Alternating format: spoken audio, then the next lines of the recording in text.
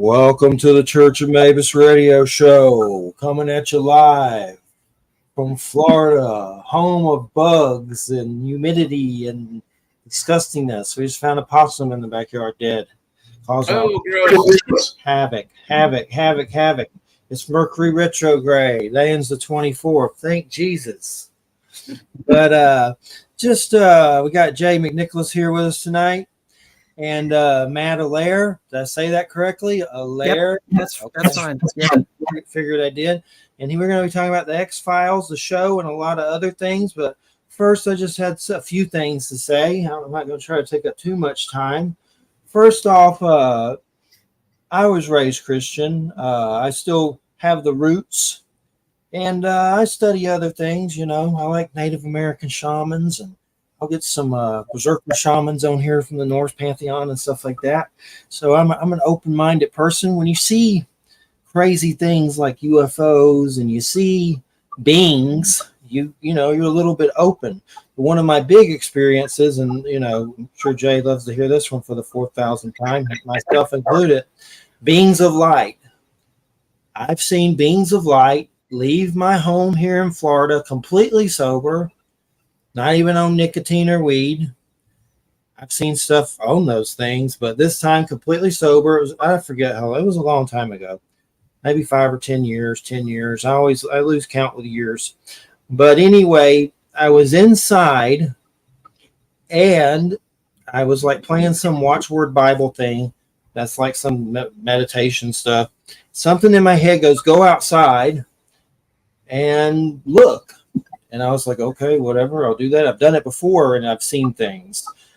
And there's times where it's happened when it's been very cold. And I'm like, no, I don't want to go. And then I go out and I'll see something. But this particular time, I saw two people made of light as if they were inside of my home and went through the roof and flew into the heavens. And they were not helicopters or any other thing. They were shaped like people made of light. Unless it was the government doing weird crap to me with holograms. Holographic attack, yeah. Yeah, I try to be open to even that, sleaze. Anything could happen. I honestly think they may have been deceased loved ones. I think there's something to that in our soul and light and a connection with the sun. But my point is they were glowing. And that makes me think that there's some kind of order out there, even though it don't seem like there is. And there's Christ consciousness, like Dune Messiah consciousness, whatever you want to call it, Jedi, Nirvana, Buddhism, whatever. They obviously had attained that if they're glowing or something, And my point is, I noticed if you put anything about God, I could even probably put up Neil Donald Walsh, which he doesn't. I don't even know if he would consider himself Christian. He don't go around talking crap about Christianity, but he'll say all religions are a failure to understand God. But I could probably put something about him up on my wall, a quote, and someone would go crazy under it. And I think there's a great spirit. That's why I ask a lot of people who would attack God and say stuff about all that stuff. I'm like, well, what about the Native Americans and the Great Spirit? And they're like, and that, that's a kind of like God and people believing in a higher power.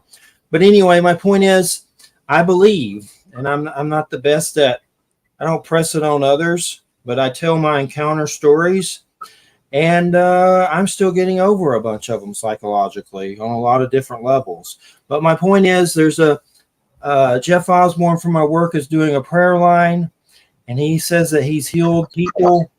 And he's not asking for any money, or I don't even see anything for donations for it anywhere.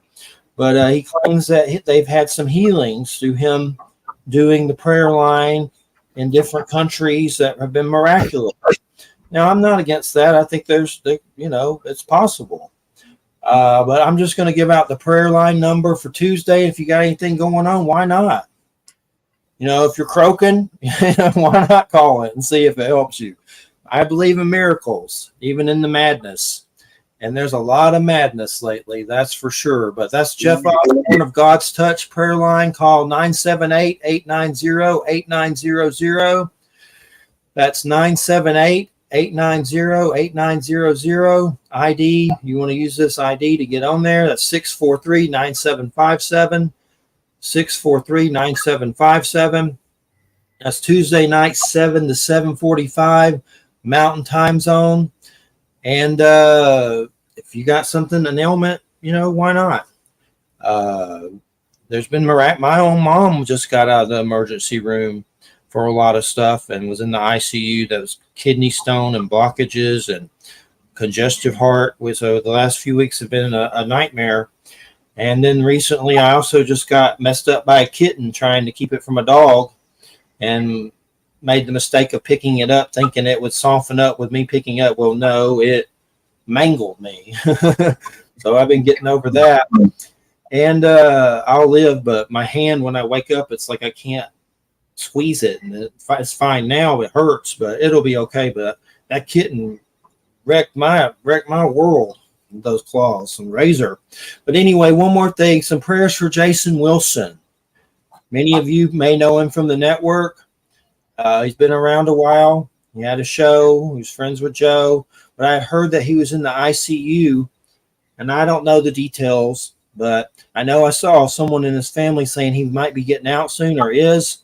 So I don't know the absolute story, but I know he seemed like he was about to croak. So hopefully he's okay. So prayers for Jason Wilson. And I hope he gets better.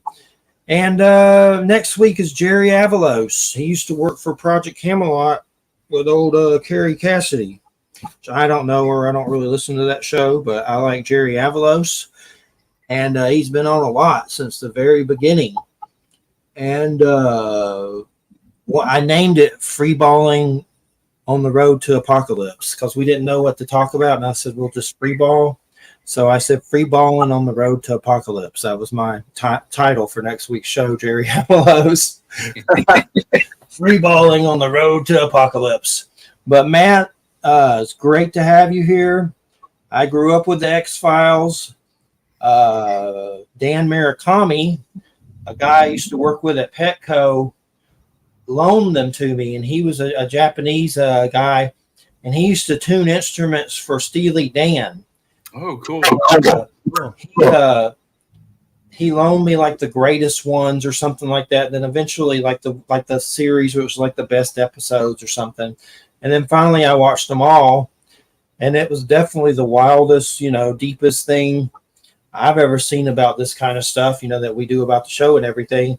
And the levels of it were always intriguing, no matter, how far you went with it. It was down the rabbit hole, and there was not any other things like that on TV. Maybe Kolchak, and there might be a few things, but not like the X-Files.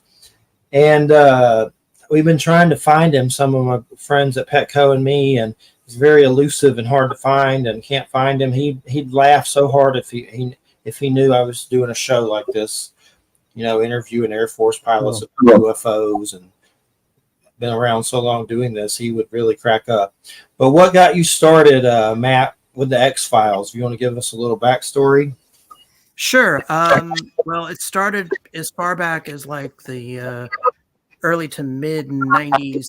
Actually, I saw the broadcast week of the episode Ice on the first season, and that blew me away. I was still in college, so I really didn't concentrate on the show until like sometime in the second season. This is back in the 90s, of course. I mean, I was kind of there when it was doing its initial, broadcast run, and just kept following it over the years, and every change. They're shooting in Vancouver after season 5 when they moved to Los Angeles and whatnot. So I kept following it, no matter what I was doing in life, and it just everything I watched just blew me away. It just was really interesting and very intelligent. A lot of very thoughtful writing, and would make you think. And as a kid, I grew up,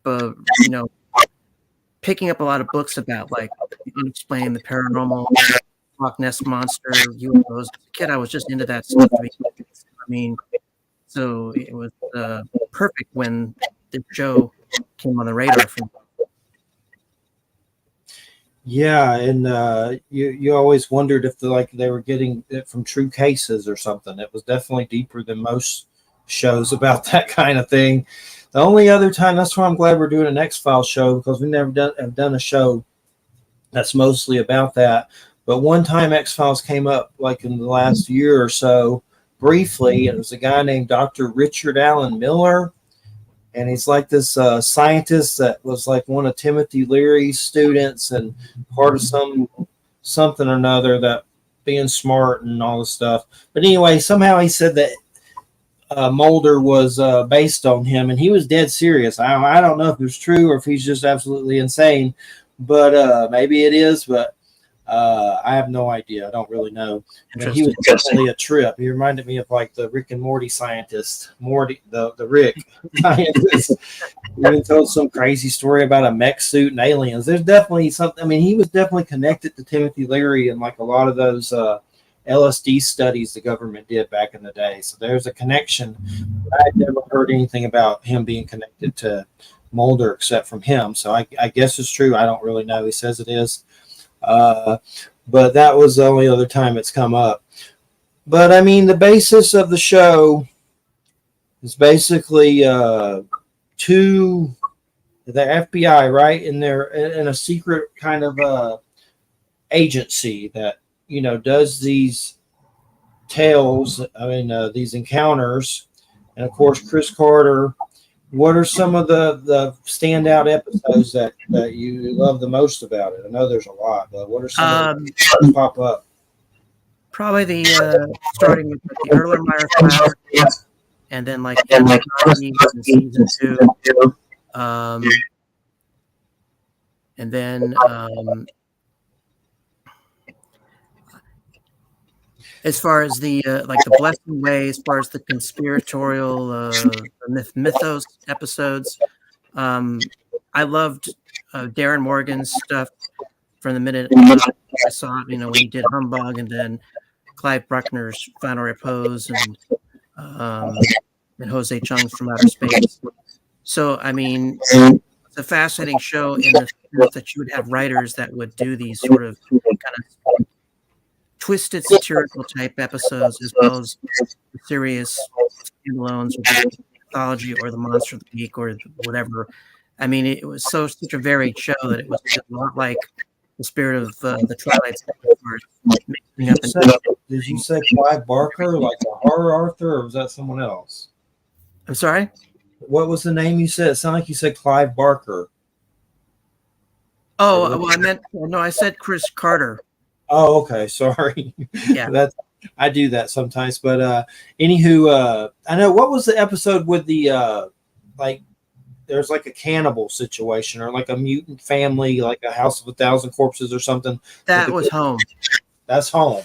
Yeah, that was in season 4. Was that banned, or was that banned? Like, I thought I read something like that. Yeah, it eventually had a broadcast run, and then for years, Fox would not re-air the episode. I mean, you could get it obviously on the video or on the DVDs. It was one of the episodes where it's like they didn't want to touch it after its first broadcast run. I think that's changed since then, but for a long time, you know. And what was so sad about it? I know I saw it, but I wouldn't mind watching that one again. Well, what was so terrible? Home was about a family of inbreds that they just were just deteriorating. They were physically deformed, and the mother was crazy, and they would kill people.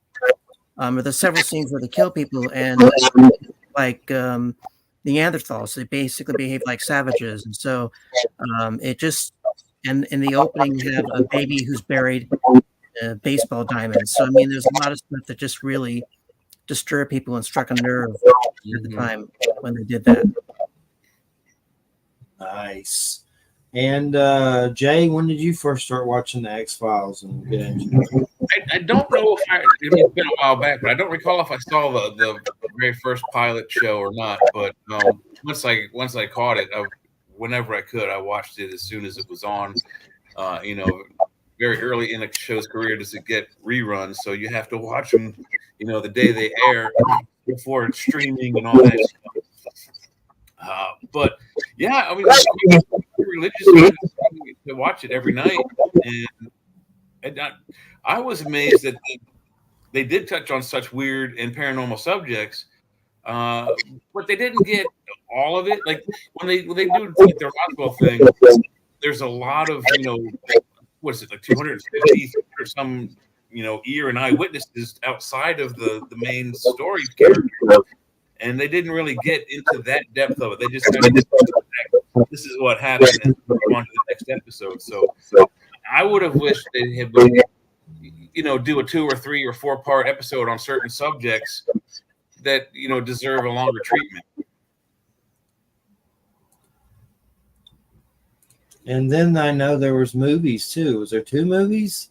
Yeah, there was the first one in '98 was Fight the Future, and then the other one, I Want to Believe, which was in 2008. Yeah. I Want to Believe. Very good though for a TV show. How many TV shows do we know, like Star Trek, have gone to the theater and made a good movie theater movie? Not many. Battlestar Galactica is actually one of the few shows that's the reverse.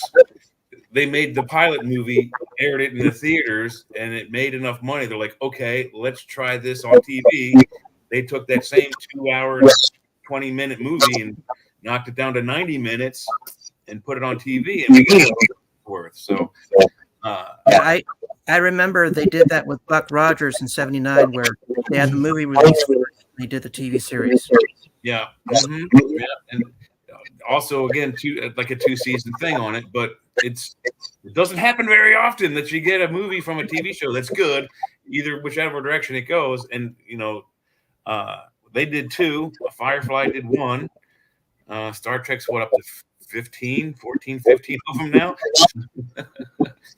Something like that, yeah.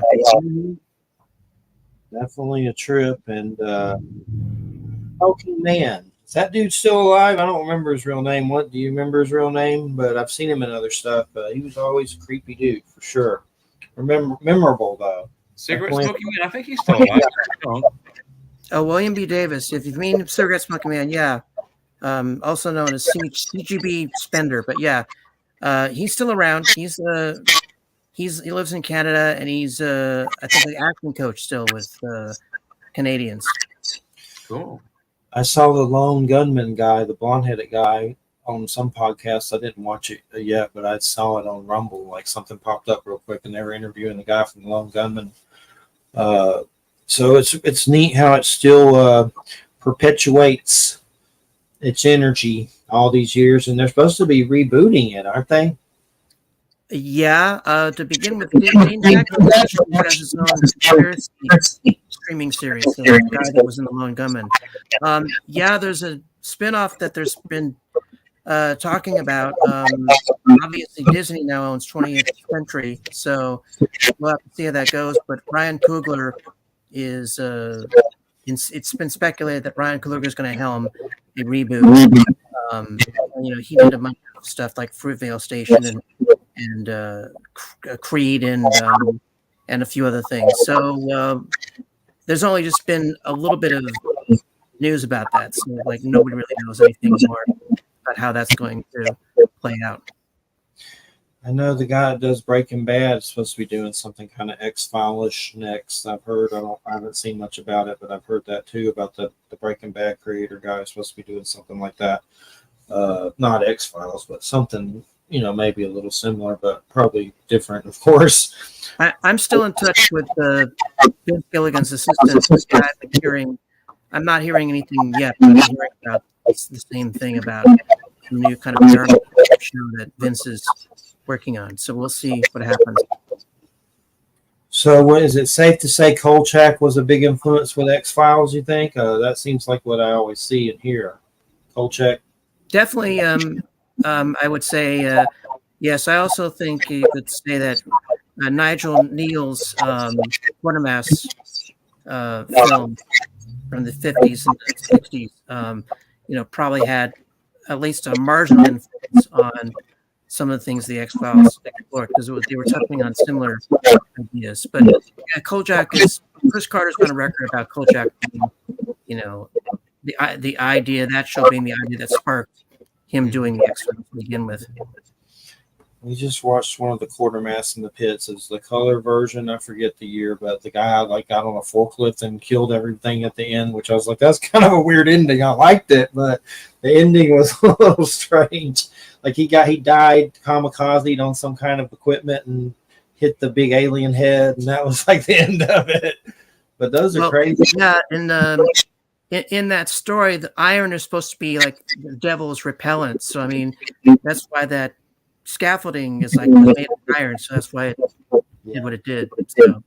Yeah, it was good. I like it. It's definitely one of those you're like, damn, this is weird. So, and what was so crazy about that one, I swear to God, a lot of the same crap that was happening in that movie is happening on that Skinwalker Ranch show. Like very similar, weird, drilling through stuff and all this crazy crap. It's like there was weird, similarities. Yeah, but Skinwalker seems like X-Files is happening, but it's real effects. It's actually happening to people. So that's a little scarier, I would say. Yeah, well, the biggest problem with Skinwalker Ranch is all the spooks there. It's like you don't know what to believe because there's so many government a-holes there at one time. So you don't trust it. I think stuff happens there, but when you got that many people converging from government agencies in one place, it's hard to, Yeah, a group of four-letter organizations there. Yeah.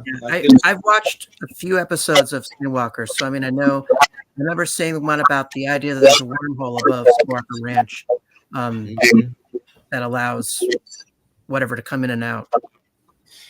Yeah, check out the Beyond Skinwalker Ranch one. That they go to all these different ranches, and crazy stuff happens at the other ranches, and it gets creepy because there's one episode where this Chris Bledsoe guy that wrote UFO of God, some Christian UFO book that did really well on Amazon. Now all the people under it are like, "Ooh, I'm having the same thing happen." It's weird. Look it up sometime. But Chris Bledsoe, UFO of God, but they put this equipment on him, and they had former CIA there, Colonel John Alexander, and he started summoning light phenomenon in the sky with government spooks and Colonel John Alexander. So definitely up to something with that show. I think there's stuff that happens because I've had similar phenomenon, but it's also hard to I get paranoid seeing that many spooks talking about this stuff on a show. Like, what are they up to? Project Bluebeam. What are they going to do? A fake alien invasion? We have guests on about that stuff. But have you ever gone to conventions or anything? Do they have X-Files conventions still for Star Trek? Well, before I did the website in 98, the Expo, X-Files, 98. I remember going to Vallejo when they had some army base, and so that was really pretty cool. I haven't really done much more of that since then. I was a guest on another sci-fi convention, but I don't really do the convention route as much as I like. So. Hey, I'm not even sure how active anyone in that community still would be. I know in the 90s, DragonCon had several tracks. They had a track for Star Trek and a Star Wars track for Star Wars. They had an X-Files. They had Battlestar Galactica. So I don't know if they still are doing it that way. It's changed hands since the last time I went. So I don't know if they still sponsor X-Files type, convention fair. But I can tell you that it is on the East Coast. It's the biggest convention here, and if there's X-Files stuff going on, that's where it's going to be. Yeah, well, no, they still do.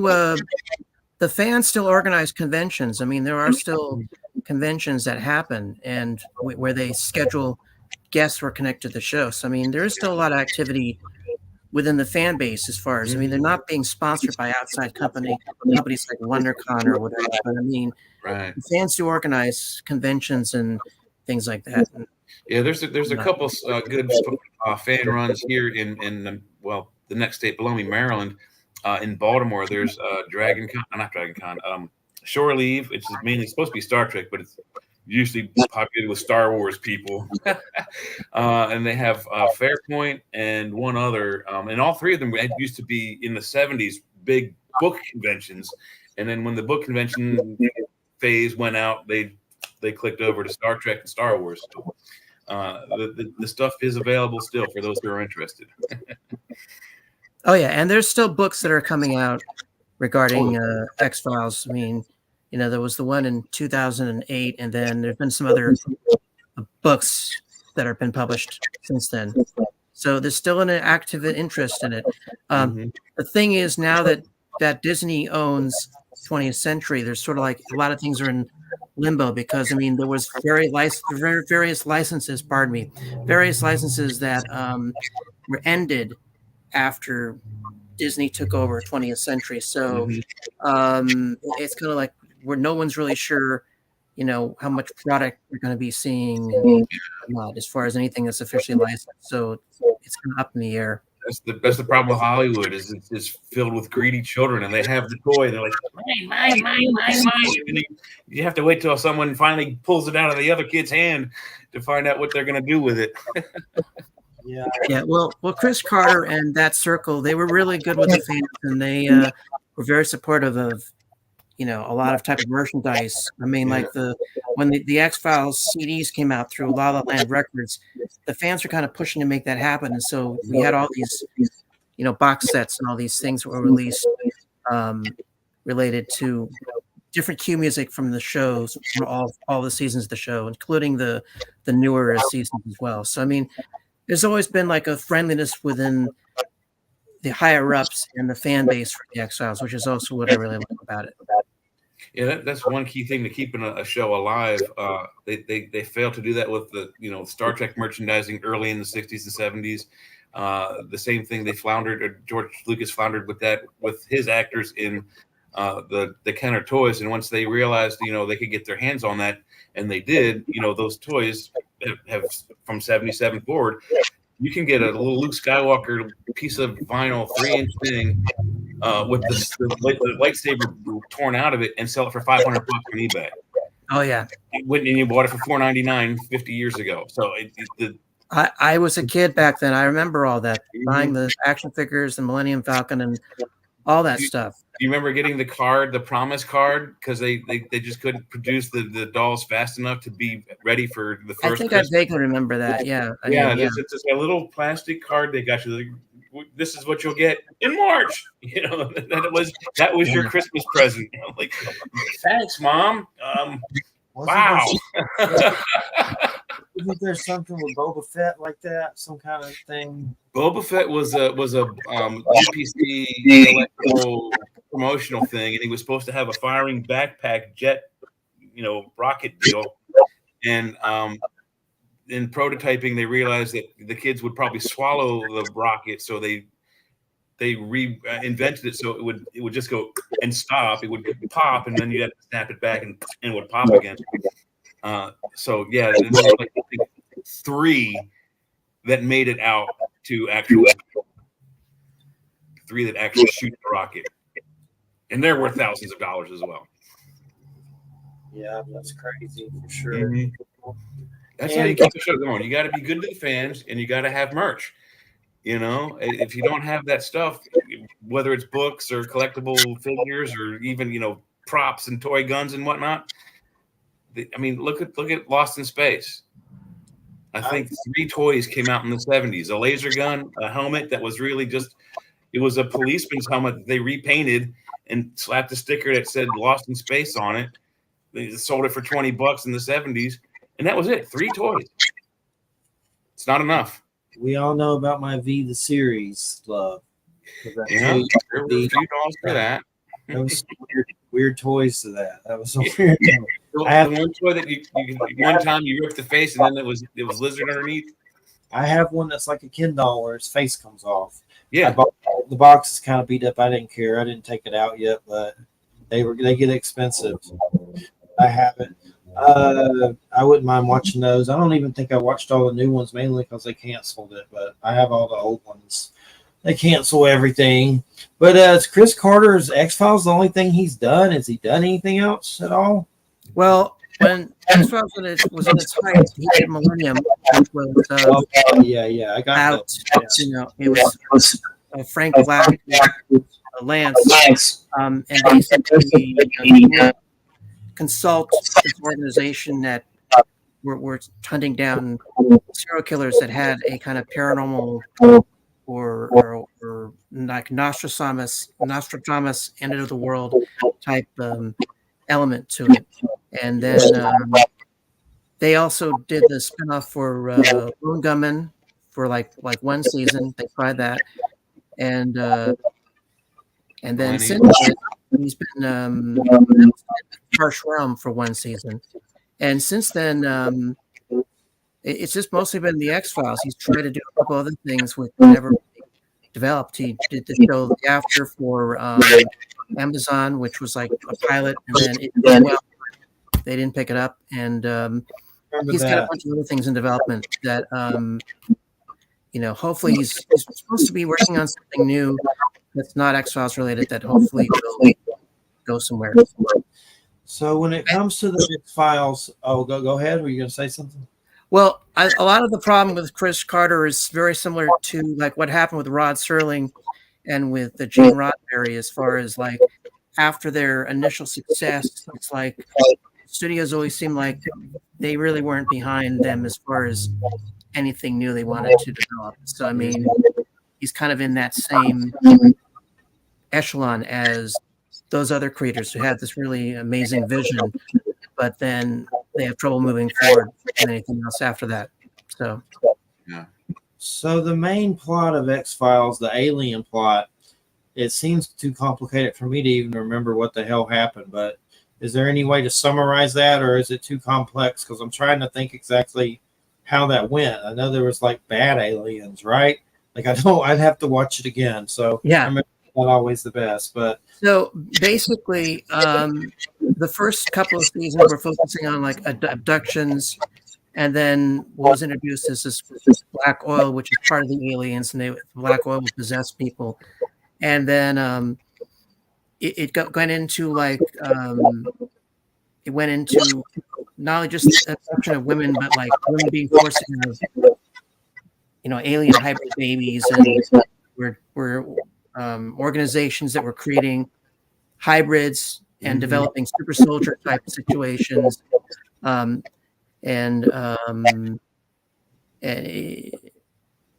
yeah, I mean, there was so much stuff that evolved from, and the brilliance of season one is a lot of things that were later played out in the later seasons were hinted at in season one.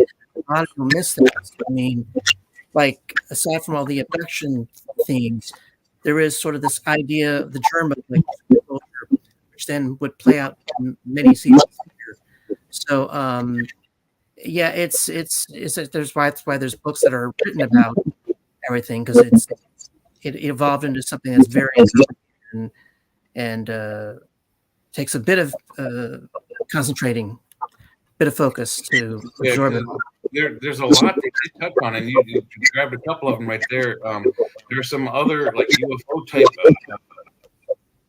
I guess you can call them conspiracies that are not proven, that paralleled into the X-Files. Like there's a program called the 20 and Now or something like that, where they abduct children when they're starting like really young, like 8, 9, 10, 11, 12 years old. And then at the time that they're like 17, 18, they have been trained to fight, and they fight for 20 years in some sort of galactic war. And then after they started like, let's say 8. By the time they're 28, they fought for 20 years in this war. And if they survive any battles, they are brought back in time to when they're 8 and put back into the timeline. But yet they have these memories of 30 years of being at war. That's a very, very touchy subject, and hard to prove. One of the abduction theories that they try to do in the show is Mulder's sister, and he's been trying to figure out what happened to her. The babies thing is there are many actual medical doctors have files of women who've been allegedly abducted. They have a sonogram or some kind of record of the pregnancy being there, and then several weeks or a month later, before the child is even stated enough to be born, it's gone, and they don't know how. There's no evidence of it being born or miscarried, any of that kind of stuff. There's some real evidence of that in the UFO community.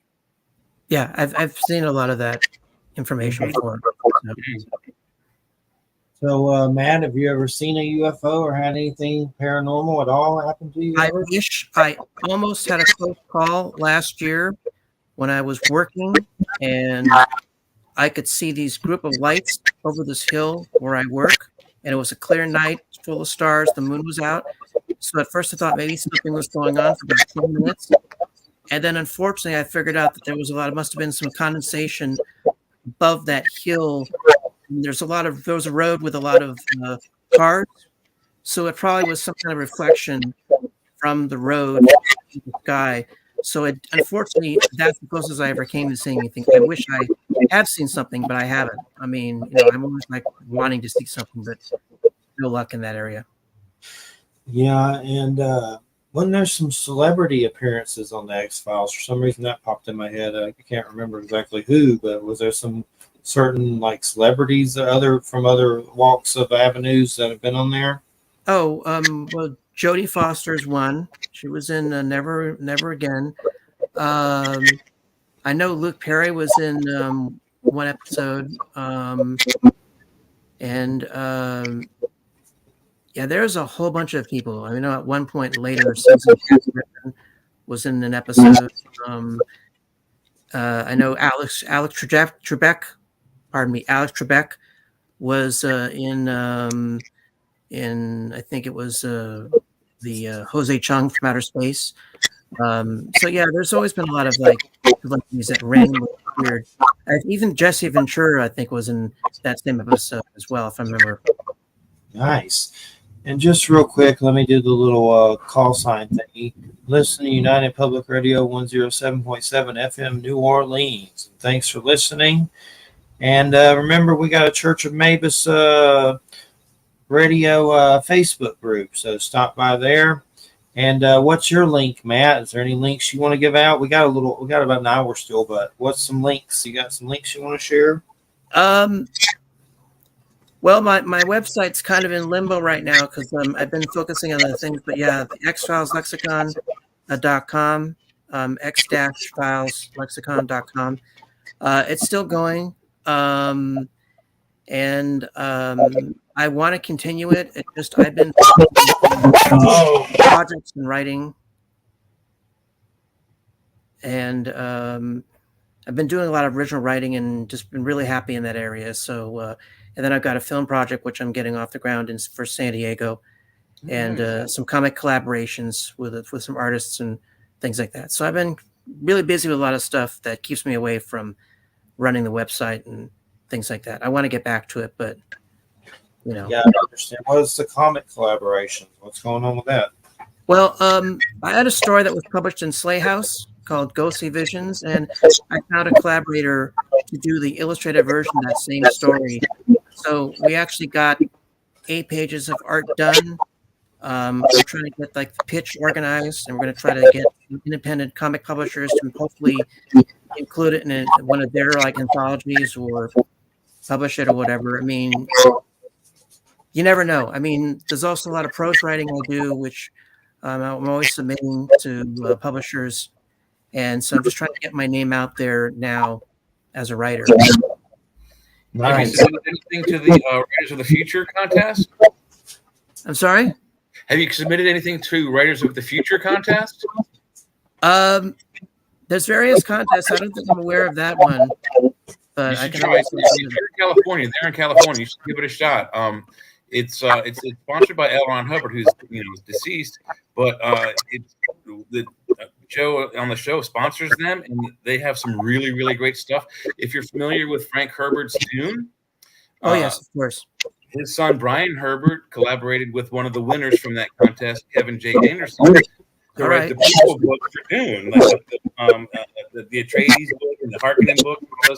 So there's some really good talent in there. So that's a good venue if you want to get your name out there. Okay. Yeah. I wanted to shout out to another friend of mine, Sarah Steeles, is a very early X-Files fan, and she's actually a published writer these days. So it was sort of inspirational to see another fan who went off and pursued being an original writer. I mean, I wish more of X-Files fans would actually go off and do their own creative thing, and because it's a great feeling to write, you build your own characters and build your own universe, and do that kind of stuff. Really satisfying, in my opinion. So I'd love to see more people do that. And X-Files was always classy. There wasn't any sleaze on it or anything that was, overtly sexual that I remember. It was always very classy. Yeah, there's a bit of sometimes flirting between Mulder and Fox, but But it's not anything I've seen. It's pretty low ball. Fun. Yeah, well, I mean, there was a tension between Mulder and Scully as far as the fans. Scully, I said Fox. The sexual, but it was never really. They never really were explicit or anything like that. So. Yeah. And then her baby got taken, right? Didn't something happen to her baby? Well, she had the baby, which was like under a lot of duress, and she tried raising it, but there was all these attempts to try to get to the baby, so she gave the baby up for adoption, which was William.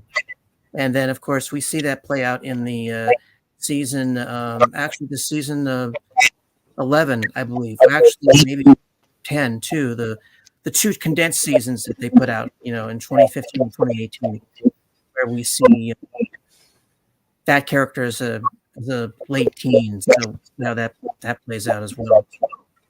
Didn't Chris Carter get a lot of stuff from paranormal cases or real cases? Or I thought I saw something like that, or it always felt like that anyway. Well, we know that at the beginning he had done a lot of research, and he found out statistically the percentage of people with whom are really open or believe in UFOs or the paranormal, and that's one of the reasons why he was able to convince Fox to do the show, because he knew that there was a marketplace out there for people who believe in that type of subject. So I mean, and there's been speculation as to how much he's known, but supposedly there have been people from the government and other organizations that reached out to him when the show was in production, saying you're actually not that far off from what we know or what we've seen. So I don't know how much direct access he had through various organizations, but he seemed to have a really good guess about things that were going on. There's not much out there now that even comes close to X-Files, is there? I mean, there's not much out there that I can think of. Most things are disappointing. Lately, I've seen a few good shows, but nothing on the X-Files level. I like Fallout, the show. It was good. The best part was Walton Goggins as the ghoul. That was the best part of it. And it is funny you mentioned there are a few shows that may not be subject matter-wise akin to X-Files, but had the same amount of cult following. Matt Goggins was in Justified, which was a really good show. It wasn't paranormal, but it touched on some pretty edgy subjects. Stargate SG-1 was kind of science fiction-y, but at this time, science fiction for us is also paranormal to a degree. That has an extremely loyal manhood right there. And the cast of that crew of that show actually, during hiatus and even while they were filming, would get together at one of the actors' homes. They all lived in it's not Ottawa. They used the city that they lived in as a planet for one of the Stargates they went to. But they would get together at one of their own homes while they're filming to play Dungeons and Dragons.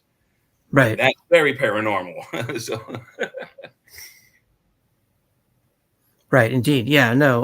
Well, there was also things like Supernatural, Warehouse 13, Fringe. I mean, after the X-Files ended, there was a bunch of surrogate type shows that was out there. Very good, very edgy, a little more edgy than X-Files, I would say, but an excellent show. Yeah, I mean, there were several really good shows, but to me, they were never quite on the same par to me as the X-Files. I have to agree, they were a little more on the fantastical side, the Star Wars side, than the reality side. And I think X-Files was kind of more grounded in reality, even though it's paranormal subject matter and a lot of it can't be proven yet, and a lot of it hasn't been. But we're talking, Bigfoots, aliens, creepy oozes that control people. They dealt with it in a matter-of-fact scientific way rather than this is possible science fantasy. Yeah, well, there's a verisimilitude to the X-Files, which aside from how outrageous it can get, there's this element to it that, stays believable. Mm-hmm. Yeah, that's exactly why I think it's so good. And what's the total? I've had it up on IMDb. What was the total seasons? Was it like 15? There was 9 seasons, and then there's 2 movies, and then there was the 2 newer seasons, which was season 10 and season 11, which were the more condensed seasons. Yeah, so, but they have it here from 93 to 2018, which is a fantastic run for any episodic TV show. The benchmark usually has been if you surpass 3 seasons, you're better than Star Trek. Yeah. And many shows have done that. And you don't get syndication. I mean, maybe now you do because of streaming, but before streaming, to really become a fully syndicatable show, they required 100 episodes, bare minimum. Star Trek gave us 79. 79 and a half if they find the other part of the footage they did finish for episode 80 that got canceled halfway through. Yeah. Well, I mean, the show, season 9 was at the end of 2002, and then there was that long gap where the fans were loyal to Chris Carter, and they just kept pushing to get more made. So that's why you ended up with, I Want to Believe in 2008, and then from there it went to him being able to push to get, another 2 seasons produced with season 15, with the 2015 and 2018 as far as season 10 and 11. So the fans had a lot to do with, keeping it going and, convincing Fox that it was still a market for it. And the pilot for season 10, the first episode, the ratings were phenomenal. So, I mean, that really sold Fox to, greenlight more episodes for season 10 and for season 11, that there was at least a marketplace still. And, it's difficult with rating shares as far as, doing really well. So it's always a challenge. So does anybody out there feel crazy? Because I feel crazy. Oh no, I've heard all these stories. There's a friend of mine I used to live with, worked at Petco with. He was with I'm not going to get into names or anything, but I lived with him and the woman that he was with. They were married or whatever, and they never fought. Lately, I heard they've been fighting like crazy, and he's in an insane asylum, like all these people fighting everywhere, and just crazy stories. Like even Joe was saying, a lot of people, he's heard stories of people fighting in relationships and just madness. It seems like madness has broke out. And that's when I started getting paranoid about energy weapons and stuff and things like that. It could be that we're flying through space on a giant ball of water. We could be going through an energy field that affects our brain chemistry. The cosmic rays. I've heard the darkness, like matter has increased. Like darkness. Crazy stuff, but I don't rule out energy weapons. I had the dude on once who worked for the CIA. And I used to laugh about energy weapons and 5G, which I don't really talk about 5G, but I used to joke about it and stuff. But this dude was on. He really worked for the CIA, Robert Duncan, made technology. They stole it from him and used it to like gang stalk people. And now he's like a whistleblower. So that I don't do many shows about it, but that one scared me. Like I was like, I just got on a list with that show. Probably now They got on the fry list. That's what it feels like lately. Like they're frying us. But I wouldn't rule out that, foreign nations might have some kind of stuff to try to manipulate us or something. It's not as kooky as it used to be to talk about. They've caught China like doing weird stuff with lasers in Hawaii and just all these weird stories. What about the moons over Canada? Something feels shitty lately is all I'm saying energetically. It's Mercury retrograde too, which that doesn't help any. That's what I was going to bring up. Mercury retrograde. People are talking about that all the time. So yeah, and cosmic rays, those kind of things. The eclipse was interesting. I got to watch that from a media perspective of people just losing their damn minds. we got to about 30 full thing, but it's, impressive. I'm talking about conspiracy people, preachers, a lot on the right wing. I'm sure there's some on both sides, but mostly the ones I get to see are right wing. But they were just like drooling at the mouth like nuts like this. The seal is opening. We're going to the rapture. Like I'm talking about in their damn. I couldn't see the new clip, but I remember seeing one of the when I lived in San Rafael. And fortunately, like where the eclipse was, you could see it from a mother's bedroom. So she had like a painting glass. So I had the glasses on, so I was able to watch the eclipse through this glass. So I was like double protected. I didn't have to look directly at the sun. Mm-hmm. I mean, that's one of those memories that seared in me from when I was in the late 70s and whatnot. So. Yeah. Well, I just know that it seemed like nothing really happened, and there you have it. I mean, it was interesting as a cosmic point of view or whatever, neat and that kind of stuff, but it didn't seem like any of the crazy happened, like, some of these right-wing preachers and all this crazy stuff. But anywho, I don't know. I mean, is there anything, we can still talk about X-Files as it pops up, but what have you been watching lately, Matt, that sparks your interest? Is there anything that you've seen lately? I tend to be really picky about things nowadays. I'm picky about like what movies I see. I don't have cable, so I don't really just watch everything that's out there. A lot of crap. So I mean, a lot of junk out there. There really is. I'm trying to think of like, well, it's been about 4 years since I actually haven't had any cable. So I mean, I just watch movies. So I'm not really following currently like what's out there. I mean, there's a few things. I'm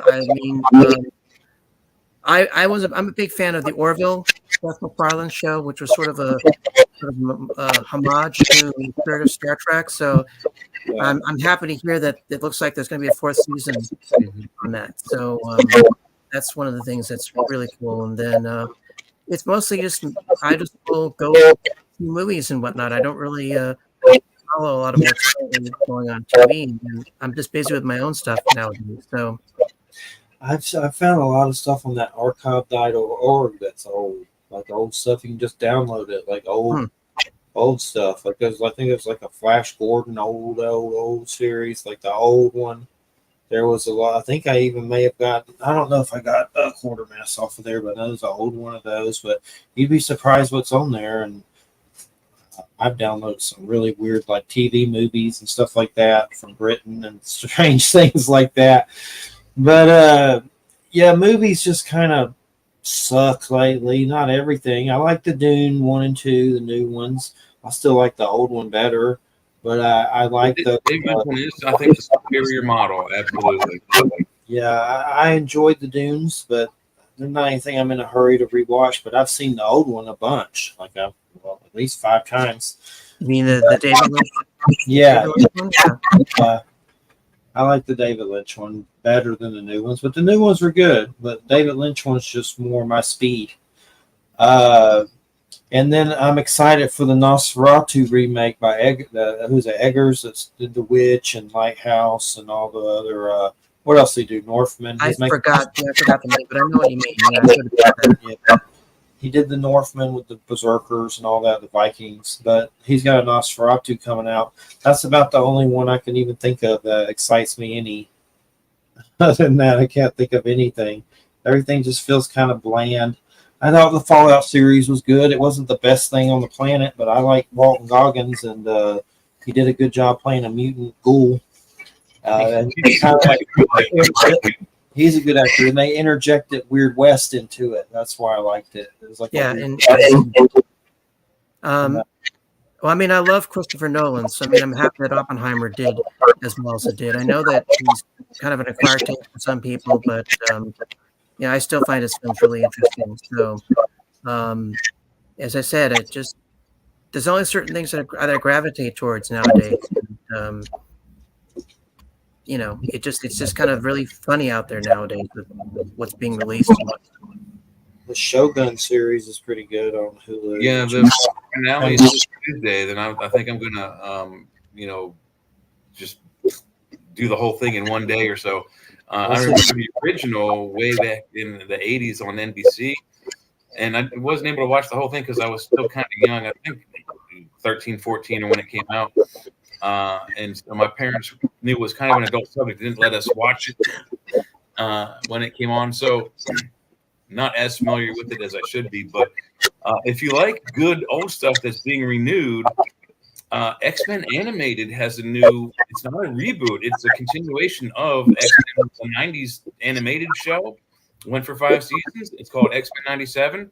They're doing a 10 season of 28-minute episodes. But it's good. Very, very good. I suggest you should look at it. I'm aware of it. I loved. I'm a big Scott Pilgrim fan, so I love the animated show. Scott Pilgrim takes off. So I mean, and Science Star did a great job with a lot of their animation on that show too. So I was really impressed with it. Jay, did you watch all the old X-Files? I mean, not X-Files, X-Men before watching the new one? Because I've never seen the old ones. Is that required that you watch the old cartoon first? No, because it kind of it'll spoil the 5 seasons for you if you watch X-Men 97 from the first episode. But you can get them on all of them on Disney in like the same category, so you can marathon through the first 5 seasons and then catch up. But if you do go with the 97 first, there is a slight spoiler right at the beginning that ruins the whole 5 seasons of X-Men Animated for you. But they are very good at having copied the look of the original animation with better animation, if that makes sense. Yeah.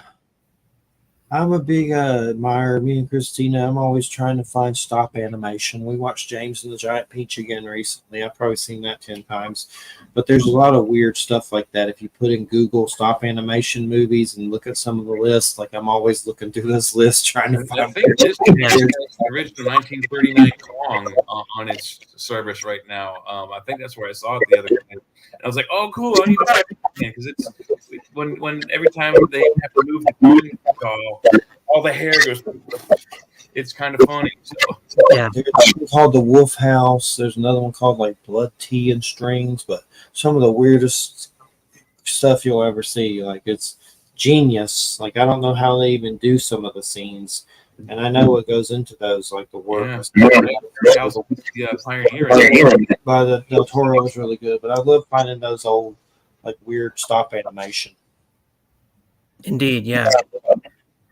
Mad God. Did you ever see that? That was a recent one that came out by. I think I saw part of it. I didn't have a chance to see the whole thing, but I'm aware of it. Yeah, that's crazy. It's one of those you're like, it's like a David Lynch movie. What the hell's happening? But I'm watching it anyway because it's so weird. There's a lot of stop animation like that.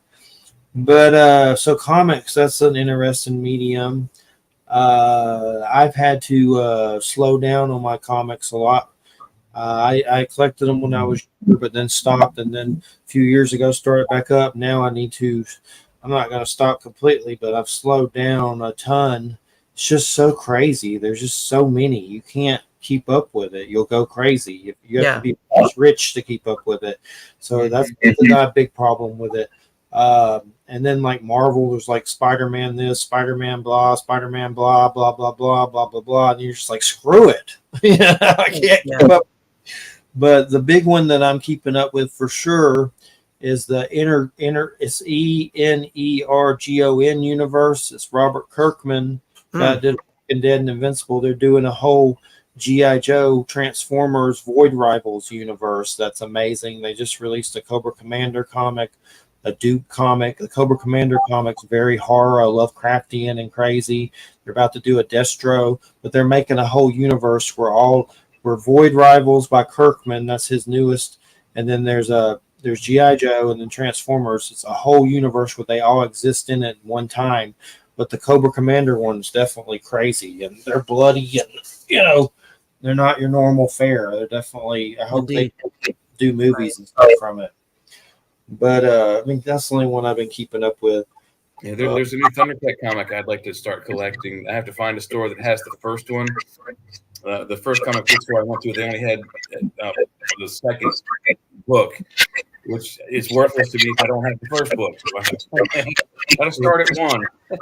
The best bet for that is eBay. Because I looked on there. Yeah, I can't find a store nearby yet. They have a ton of number ones on there. I haven't bought them yet either. I've been debating it because I'm. There's a in Hollywood of a possible live action Thundercats movie, which I hope they do well. If they ruin it, then they'll never be able to revive that series again. I saw the dumb cartoon they tried to do. Yeah. Can I plug my film that I'm working on, because it is paranormal and it is definitely like it is something I think what a lot of people's alley. It's gonna be very short. I got it in the title. Yeah, Roads. Go ahead. It's titled Roads. It's a found footage film. Basically, it's like a character, it's a paranormal investigator who goes to this farm area in this small town because there's a poltergeist, and so he's using a dashboard camera, and then documenting what he's seeing, and things go out of hand. It's going to be just a 10-minute short film, but it'll hopefully be different than like Blair Witch, but it definitely is going to have that kind of flavor as far as, that sort of a thing. We've got a great actor, and then my producer is really talented. So we've got some really great people that are attached behind the scenes, and we're going to shoot this in San Diego, hopefully before the end of the summer, and get it up and about by the beginning of next year, hopefully. Cool. And where are you shooting it at? Or how's that working out with equipment and all that stuff and all that? Well, my producer has a lot of gear, and then we're just going to figure out the rest of it. And then we've got kind of locations figured out, and then we've got the actor. And so it's slowly coming together. It's taking time to get everything in play before we're going to actually go up there to I'm going to drive up to San Diego and shoot the thing over 4 days. So it's taking a lot of time to coordinate everything before we can actually do that. So, these things take time, unfortunately. Yeah, it's a process. Is there any other TV shows you geeked out like X-Files? Any other ones like that you geek out on? Let's see here. I know a lot of the the History Channel, or the Travel Channel does a lot of paranormal type stuff. As much as a lot of it's hokey, I'm always fascinated by checking out. Some of the programs are pretty hokey, but some of them are actually pretty decent. And so I'll watch things like that just out of curiosity. I'm forgetting the name of them. One's called I forgot the name of them. One of them is Paranormal Investigators. There's several shows which I'll watch just out of research reasons and whatnot. Kind of curious. But it just kind of depends. I mean, I don't have cable, so it's not so readily easy for me as it was 5 years ago. There's a few old westerns I was checking out that I wanted to get the DVD sets for. Have Gun, Will Travel. And then there's that's a classic. I remember that. And there's some other one that Rod Serling did. I can't remember the name of it right now, but Western. I saw it recently, but it got The Loner. He did a Western. Oh, right. Loner. Yeah. So I wouldn't mind grabbing those on DVD one year. I like Tales from the Dark Side. I love those. Things like that. Outer Limits, Creep Show, Tales from the Crypt, the horror anthology kind of stuff. I'm watching some of those Tales from the Dark Side. Those are fun. You can get those pretty cheap on DVD.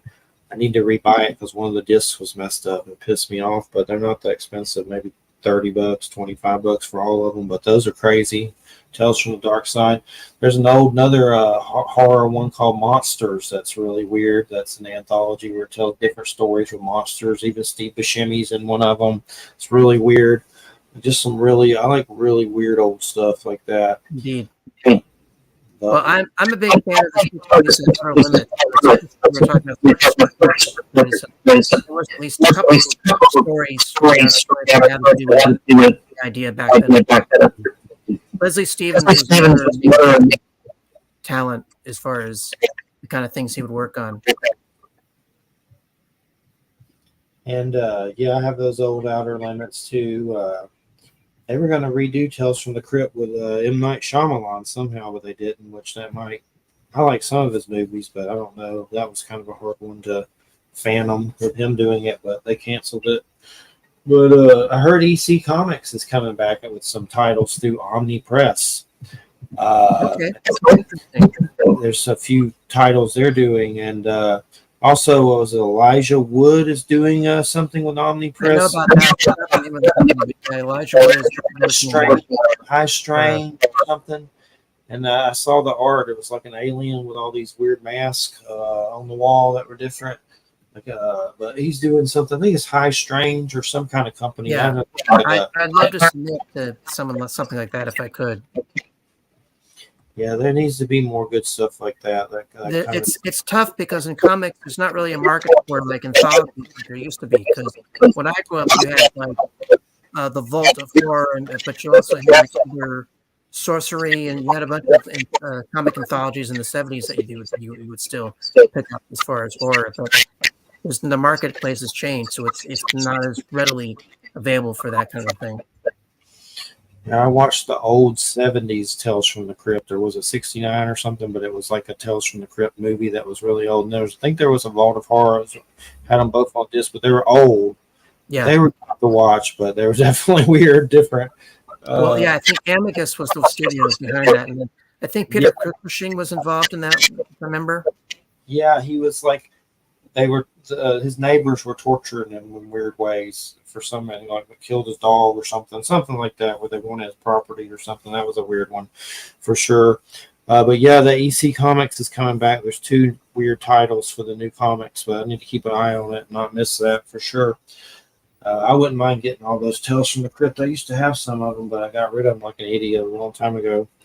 But yeah, so X-Files, gosh. I know we're talking about Millennium. I have those, but actually never watched them. And I know Lance Henriksen's in them, but mainly they're pretty good.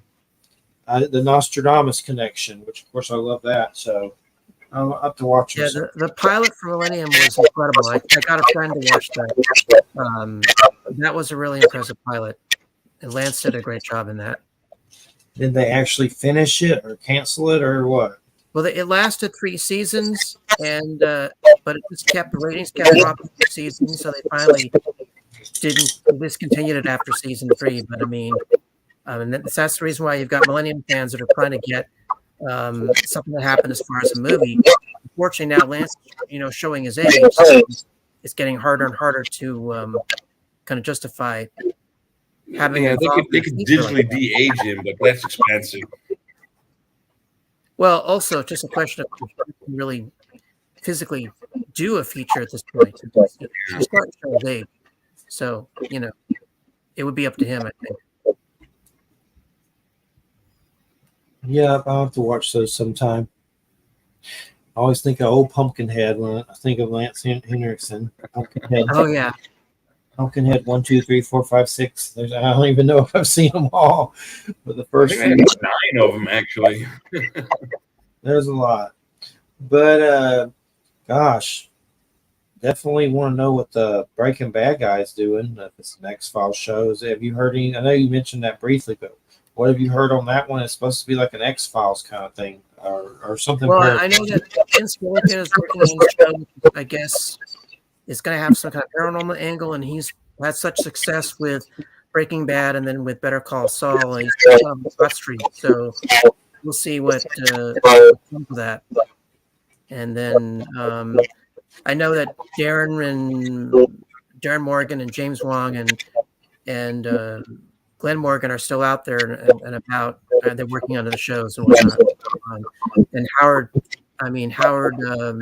Gordon is also, because of Homeland, he's still really successful. So, he's developing something with one of the other younger writers on the X-Files, like one of the guys that was involved with the last two seasons, so season 10 or 11.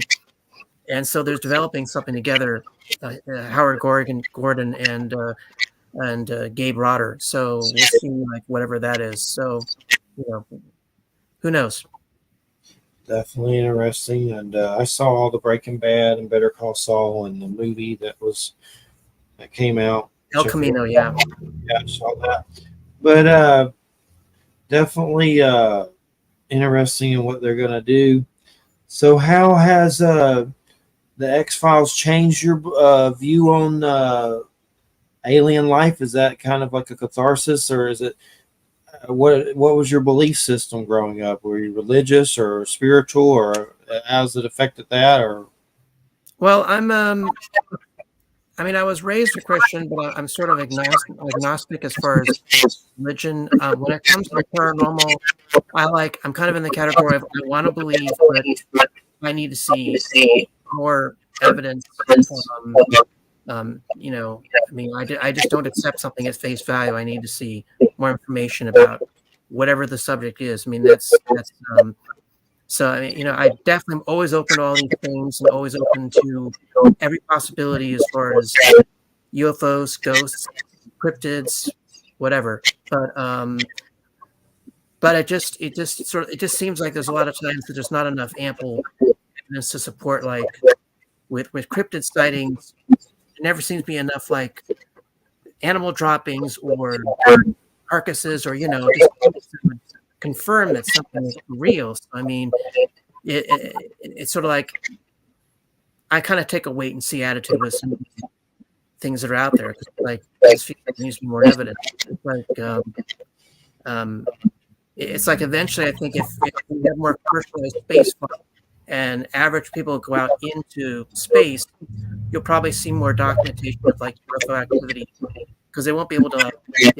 Average citizens in space are documenting activity.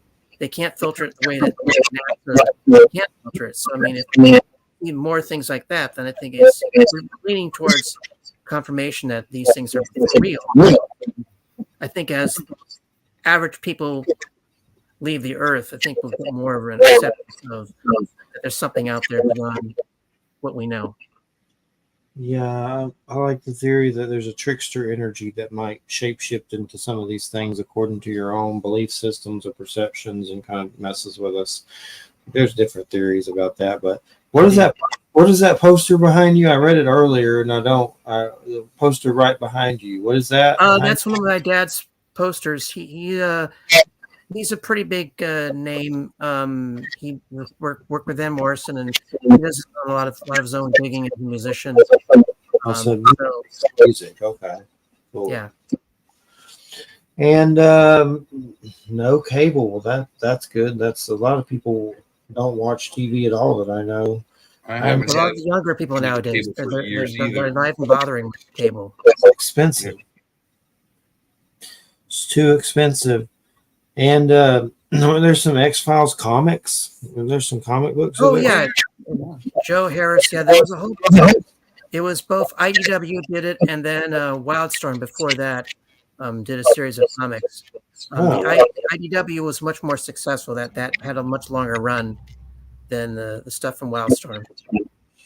Wow, and Wildstorm's image and stuff.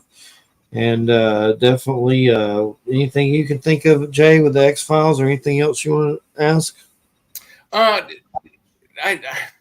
I'm trying to struggle to remember how many episodes did they do on cryptid type Bigfoot things. Did they delve a lot into that, or was that just like kind of like a fringe thing for them? They did. They mentioned like Sasquatch a couple of times. They did things like the Jersey Devil, which was more about like a primitive family. They were kind of funny about like how they wouldn't always depict cryptids in the way that most people think of cryptids, because we were like kind of speculating in the area of like if something was, what other explanation could there be if something was possible and whatnot. So I don't have the list in front of me as far as all the episodes that creatures, but I mean they definitely did their fair share of that type of a thing. But not nearly as many on the alien subject, though. Well, I mean, obviously, yeah, the mythology, the UFO side of it, that usually took more of a priority. But I mean, and what was really nice about the early seasons was they were a bit more eclectic as far as tackling subjects or ideas that weren't really talked about, and they kind of became more focused on the mythology and on the UFO and the conspiracy and the government conspiracy thing as it progressed. So, I mean, they kind of steered clear of certain subjects after season 4 and whatnot. So,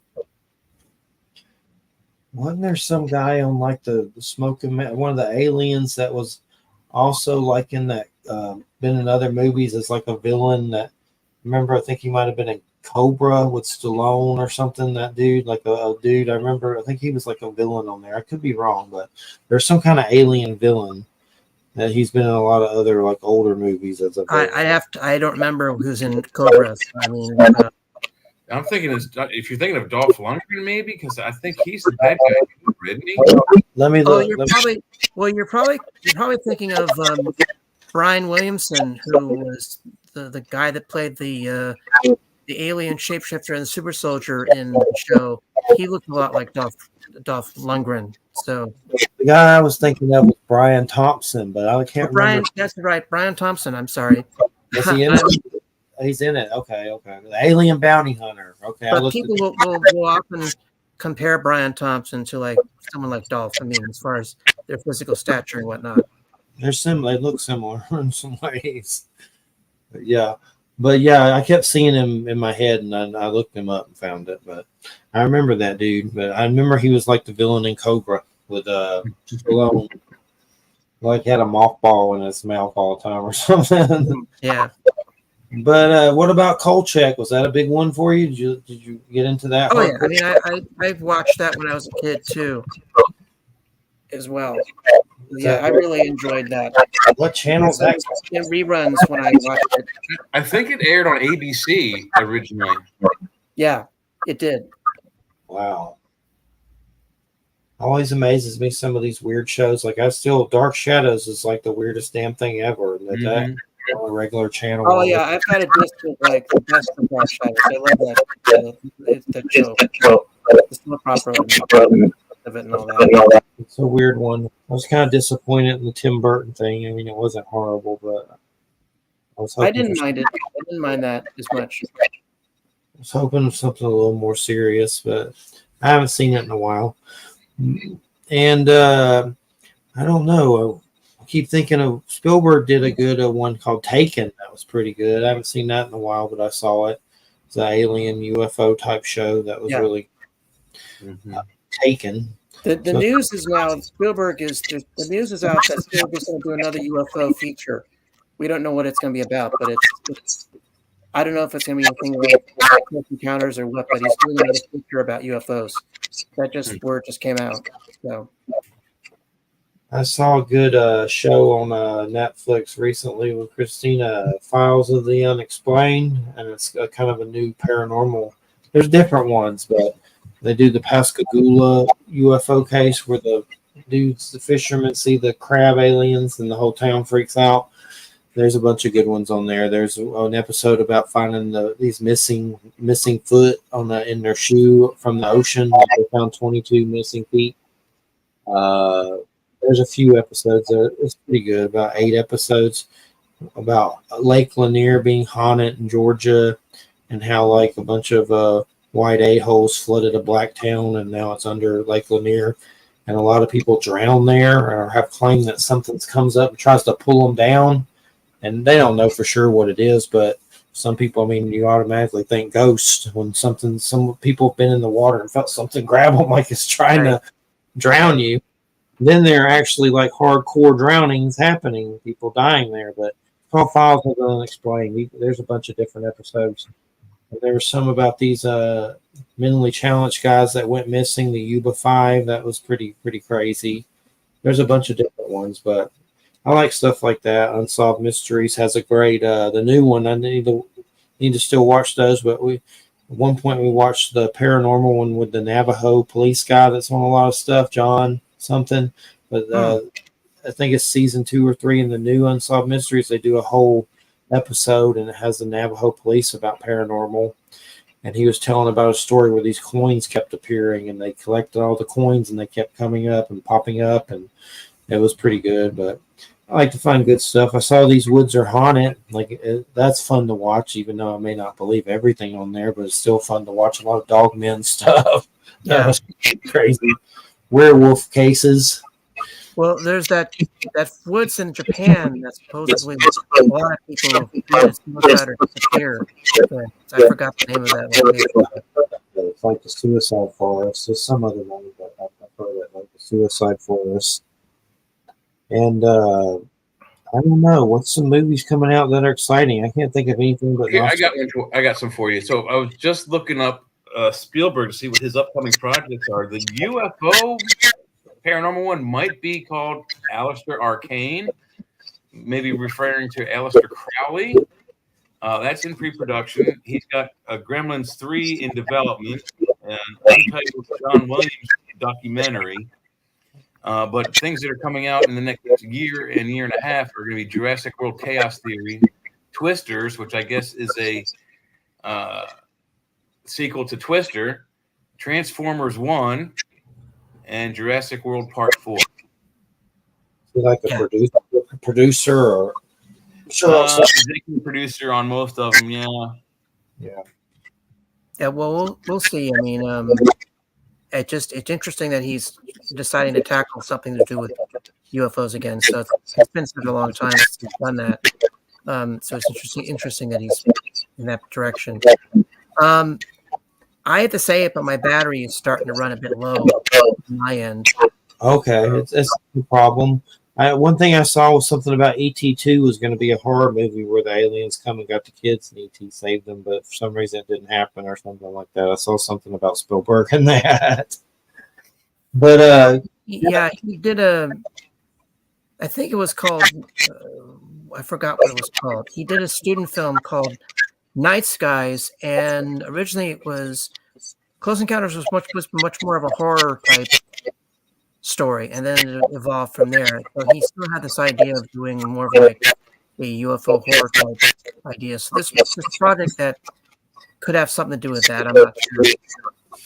I know I just saw Tarantino is not going to do that movie critic movie and wants to do a horror movie. I know at one point they were talking about a Star Trek. That would have been weird, but supposedly it's supposed to be his 10th movie, The Critic or something, but I guess he's not doing it now, so I don't know what's going on. One of my biggest anticipated ones is Brian Fuller, the guy that did Hannibal, which was really good, that show. He's supposed to be doing that was an incredible show. Yeah, Jillian was involved in that too, along with Mads. It was amazing. That was amazing. I don't know what they were thinking, so it just didn't have enough viewers. But he's doing a Friday 13th prequel on Peacock, which is supposed to be like a prequel.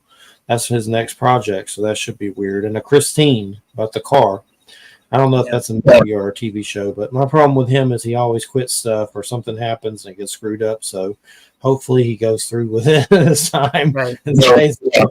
But yeah, Matt, it's been great. It's Matthew Allair.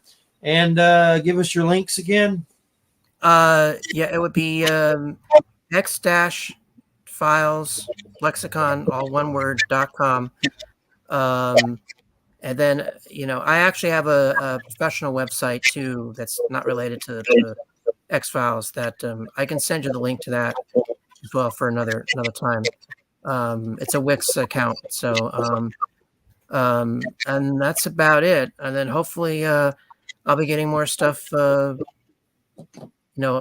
made and published and whatnot. So you'll have to pardon my cat. He keeps bothering me.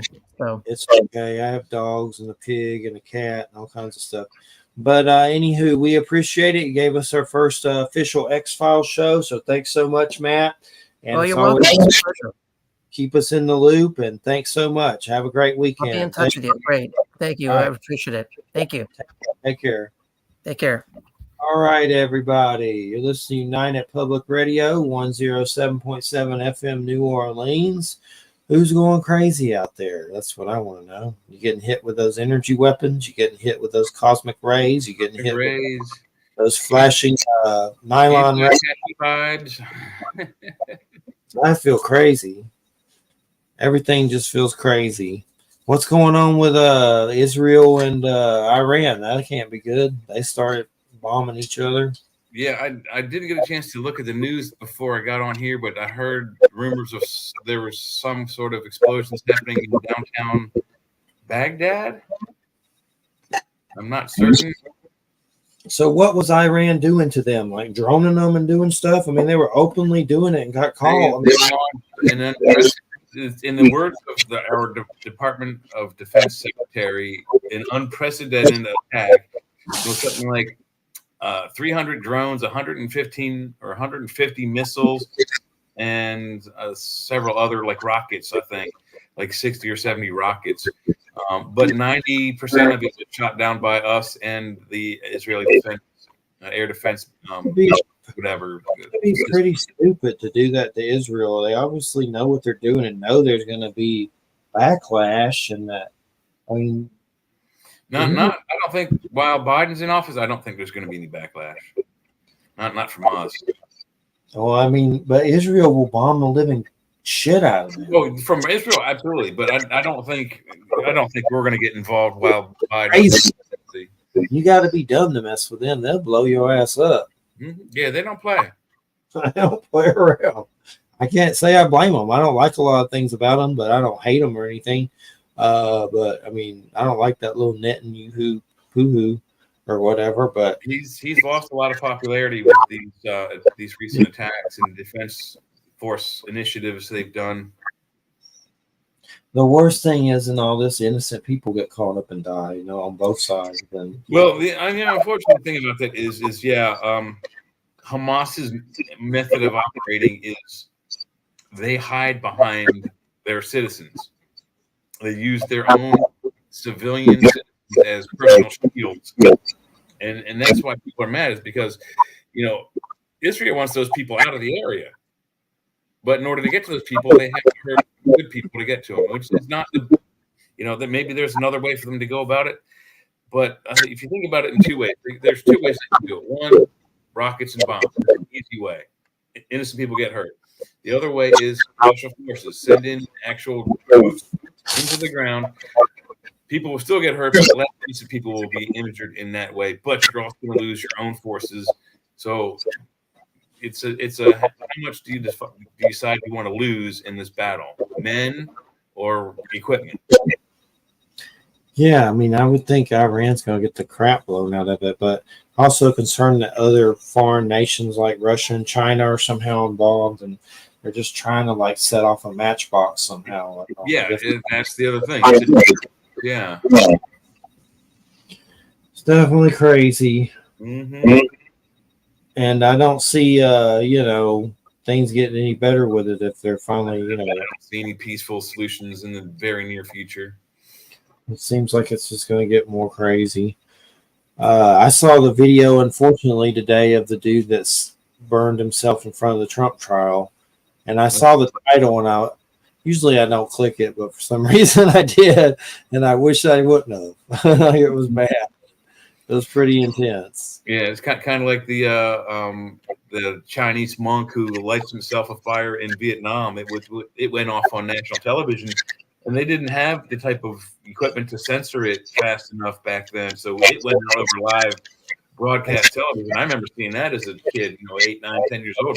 This guy in a yellow and orange robe just go and right up in flames. This was bad. I wish I would have watched it, but he came from Florida apparently. I guess he's protesting the trial that's happening to Trumple Gooch. I'm just trying to understand what happened or why. I guess that's why. I don't know.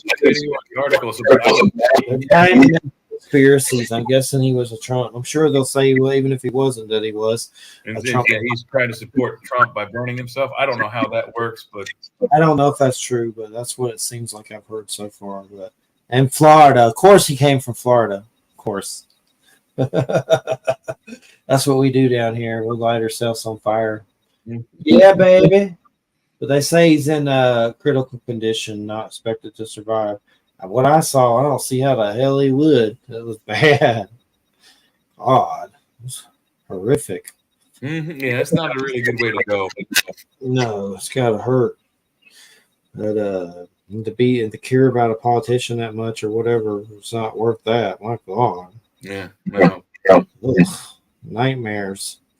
But I just don't even know politics. So boring. I mean, it's Biden versus Trump. Both just seem boring to me. As far as has Trump picked a VP yet? I don't think so. I don't think so. No. Kennedy did. I forget her first name, but her last name is Shanahan. So that might make him a little more popular. But all he's going to do if he gets actual into the arena. Most of the polls don't even acknowledge him, but if they acknowledge him, they'll realize he's taking at least 10% away from Biden. Yeah, I've seen his. I've seen. I know who he is and everything, but I don't know. It's just so boring. When are they going to start debating or whatever? They're going to have to wait till the trials are over. They had some videos of Biden happy. He's like, "Look where I am. I'm in Philadelphia. Or I'm in Pittsburgh," because Trump was supposed to be coming through the state at the same time, but the trial happened. So they're kind of rubbing in Trump's face that, he's able to while Trump's locked up in court. Yeah, I don't know, man. It's nuts.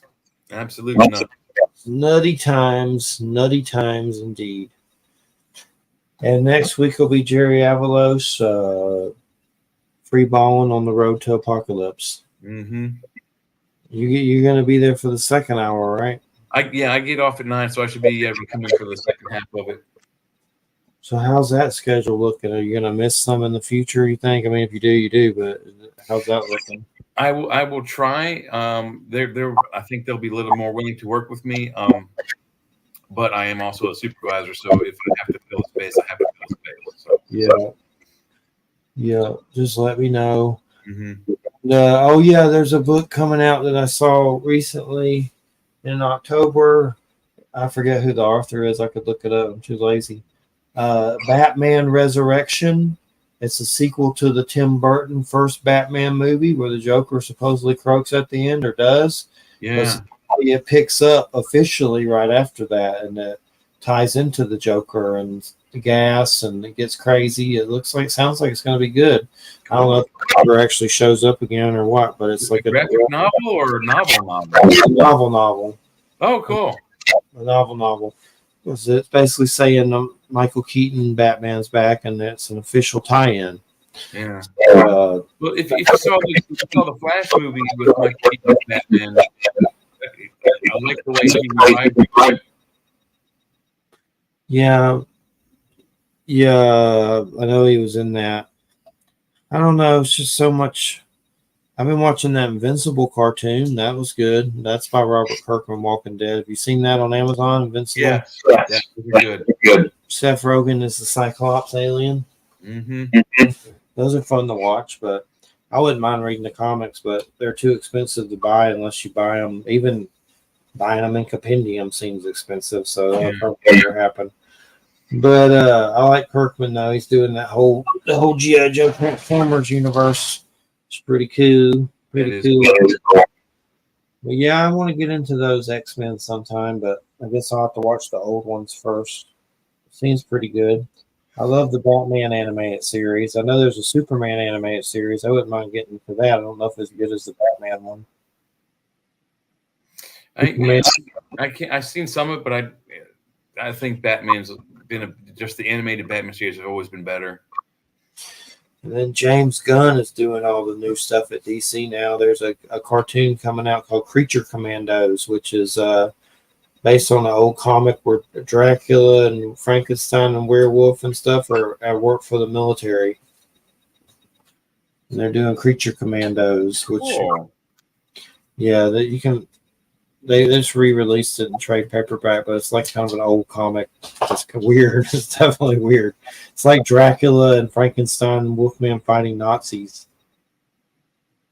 They work for the government. Yeah, probably 40s propaganda fair. Still interesting though. Yeah. But Creature Commandos is going to be a big thing with the new DC. James Gunn is actually pretty talented. I love Sliver. Do you ever see Sliver? About the weird aliens in the town that come and they get inside you and you turn into a big fat person and make more like a nest. No, It's I called haven't seen that. Slither. It's Slither. It was one of his first movies. Of course, he did the Guardians of the Galaxy, but Slither was one of his first movies. You ever want a weird ass horror movie that's crazy? Slither. That's a Is good it with one. Nathan Fillion? Yep. Yep. Oh wow, no, I have not seen that. Weird. It was crazy. But Resident Alien's really good. Yes, That's that is a good show too. Alan Tudyk. It's hard to find Alien good stuff, but he's doing a good job. I have the comics, and some of them are worth quite a bit. The old one. That show made it harder to find them, if at all. Yeah. They have them on trade paperback though, but I have the real originals. But I may have to jump into Thundercats one year. I don't know how it is, but I've heard it was good on a nostalgia level. One thing, yeah, the cover looked really nice, but since it was the second book, I didn't want to look into it. So there's another comic book store closer to me that I'm going to go to when I get some extra cash, and hopefully they have 1, 2, and 3 available. I'll just start collecting them at that point. Take your ass to eBay. If I have to. Yeah. But just make sure they got good reviews. The person who them and Well, know even the artwork, it looks nice enough to collect. And if I could find them at a local comic store, I'd like to support a local business rather than 50-year-old fat guy like me sitting at a computer selling stuff. Yeah, my biggest problem is with comics is the older ones seem to have a lot more reading, a lot more detail, but some of these newer ones are like, it's over, that's it. Yeah. It's over. Quick read. What about, did you see you see Dune 2? I haven't seen the second part yet. It's only available on a service I don't have subscription yet, so I have to wait another, month or so. Yeah, it's good. I like the second one a little better than the first, but I still like the old better, but they're good. A lot of work went into them. Yeah, the second half is where most of the action is in the book anyway, so. And, that was good to do an X-Files show. I mean, we've only met once with the mad scientists, so that was about a good hour and a half of X-Files, just about, which is a rare happening, a rare happenstance. But God, I'm trying to think what other guests are coming up. I know Jerry Avalos, but I'd have to look at the list. I forget. Let me see. Let me look at the schedule. Yeah, I'm trying to find it now too. There it is. You got it? Okay. May 3rd, Brian M. Bowden from Three Beards Podcast, former CBS exec. I'm not even sure what we're talking about. I'll have to check with the publicist. But it's a pretty big guest. Nancy Thames, Ron Moorhead, Wallace Wagner, and 31st, Steven Snyder. That's when you come back. That's going to be the 31st will be a whole Stanley Kubrick show. Okay. I need to send you that book in PDF. And then June 7th is Jim Willis. That's Afterlife. And I'm still scheduling for June. Okay. I got to get it June 28th because Mark Heller just came on. Were you here for that? That was Wham, but Mark Heller came on and did a good show on Jack the Ripper. Oh, cool. Yeah, that was our last show. I'm getting some weird, unique titles. Some weird, unique titles. So I just want to know, is anybody out there going crazy tonight? Going mad? Going insane? What do you think it is? Cosmic rays? China doomsday laser satellites? Could just be collective tension and stress from all the crap that's happening everywhere else in the world but here. You know? Yeah. What's the thing I've seen about dark energy increasing? Did you see something like that, like space wise? Like I've seen a couple of things like that, like something about. They speculate about, what do they say out there is dark matter. Maybe there's a dark matter field we're going through. Maybe that has some effect on our brains. I don't know. I've heard something like that. Like we're passing through some kind of darker energy. Mm-hmm. Yeah, absolutely. Dark matter has increased. Are there dark matter beings that exist in the dark matter? Well, if you have matter, whether it's dark or light, you should have building blocks for life. And now I'm going to let my friend Uric Acid talk. Hey, I'm Uric Acid. How are you doing tonight? I'm having some uric acid problems. Taking some apple cider vinegar. Tastes like crap, but pills don't taste as crappy as actually drinking it in water. Drinking it in water is so gross. I couldn't do that. If you get apple cider vinegar with what they call the mother in it looks like it's all moldy and like got these gross fibers floating in it. It looks disgusting. It doesn't taste that bad, but it's it's not something you're like, you're not gonna run home to get a glass of it. Supposedly it helps neutralize it. A lot of stuff it does. It helps with your immune system. It helps with digestion. So like you're supposed to take I think 1 or 2 tablespoons before a meal, a good half hour before you eat, and it helps get the food through your system faster. So it's like if Kim Jong-un peed in your mouth. Yeah, God. I'd rather take a pill. Yeah, in that case, yeah. If you're gonna describe it like that, pills sound more fun. Yeah. It's weird though. You wake up with a salt taste in your mouth. Weird stuff. Raises your blood pressure, makes you grouchy. It's a real mess. And then I got the gout going on. I'm trying to get rid of that. But anywho, let's see. You doing the political show after this? Yeah, we're gonna do something tonight. I'm not sure what we're gonna do, but a couple of nights ago about JFK, and that was Jojo, don't be a hero. You better not bring your guns to town. But anyway, everybody, you're listening to United Public Radio 107.7 FM New Orleans. I got scratched by a cat. I feel like I got cat scratch fever. Mm-hmm. But anyway, I've been having weird stuff. Like you wake up and you can't close your hand and stuff, but there's the bruises there. But it's just weird. Like there's a puncture there in my hand right there, but for some reason the pain is spread to my pinky finger. So seems to be doing better, but sucks. But anywho, Jerry Avalos, next week's show, free balling on the road to apocalypse. So we're going to be free balling, and who knows what we'll be talking about. All kinds of craziness. Jerry invents stuff and is pretty intelligent. He's been on a lot. Yeah. He's probably been on the most. Micah Hanks used to be on the most, but I haven't spoken to him in a while. But anywho, everybody have a good weekend. Thanks, Jay. Thanks to our listening audience. And thanks to Matt, who's a good guest. And check out our group on Facebook, Church of Mabus. And we'll see you next Friday. Watch out for those nukes. Yep. Watch out. Did you see Fallout yet?